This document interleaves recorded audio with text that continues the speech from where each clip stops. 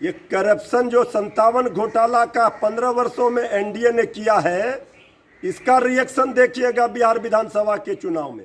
नमस्कार, news for nation देख रहे हैं आप। आपके साथ मैं हूं ऋचा शर्मा। बिहार विधानसभा चुनाव से पहले अब बिहार की सियासत में पीसीएफ की एंट्री हो गई है।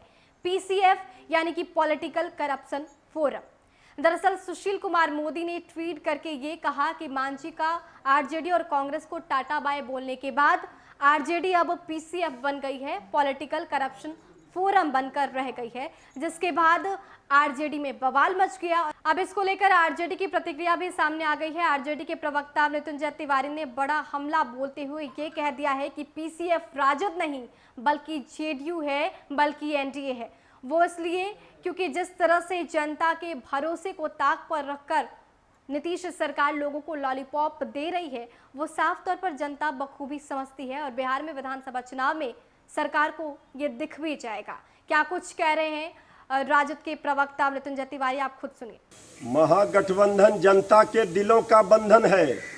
महागठबंधन को आदरणीय उप मुख्यमंत्री जी कह रहे हैं करप्शन फोरम।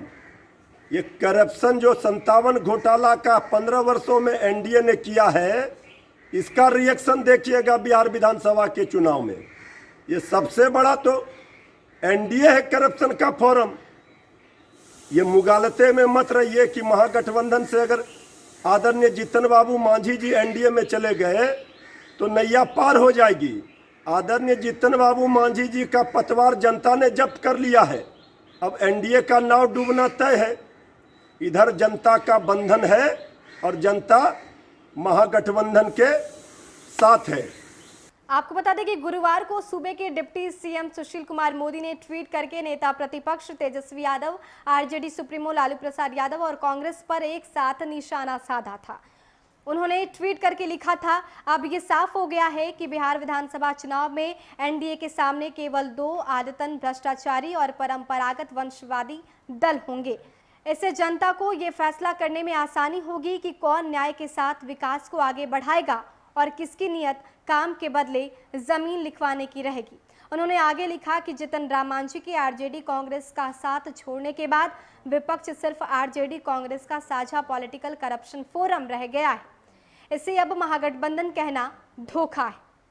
सुशील कुमार मोदी ने आरजेडी सुप्रीमो लालू प्रसाद यादव पर हमला बोलते हुए कहा कि लालू प्रसाद जब सत्ता में रहे तब उनके 15 साल में 118 नरसंहार हुए, दलितों की हत्याएं हुई, लेकिन उन्हें मुखिया सरपंच बनने का मौका नहीं दिया गया।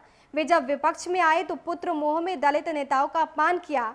दलित पिछड़े अति पिछड़े समाज के चंद लोगों को शोरूम आइटम बनाकर लालू प्रसाद की पार्टी चुनाव नहीं जीत पाएगी। तो सुशील कुमार मोदी के इस ट्विटर हमले के बाद यानी कि आरजेडी को पीसीएफ पॉलिटिकल करप्शन फोरम कहे जाने के बाद आरजेडी में गुस्सा है, उबाल है और इसी के फलस्वरूप परिणाम के फलस्वरूप आप देखिए कि आरजेडी की तरफ से बयान में क्या कुछ सामने आया। आरजेडी के प्रवक्ता मृत्युंजय तिवारी ने ये साफ कह दिया है कि जनता बखूबी दिखा देगी। बिहार विधानसभा चुनाव नजदीक है, जल्द ही पता चल जाएगा कि कौन कितने पानी में है। फिलहाल के लिए इतना ही। बने रहे हमारे साथ और देखते रहे न्यूज फॉर नेशन। नमस्कार।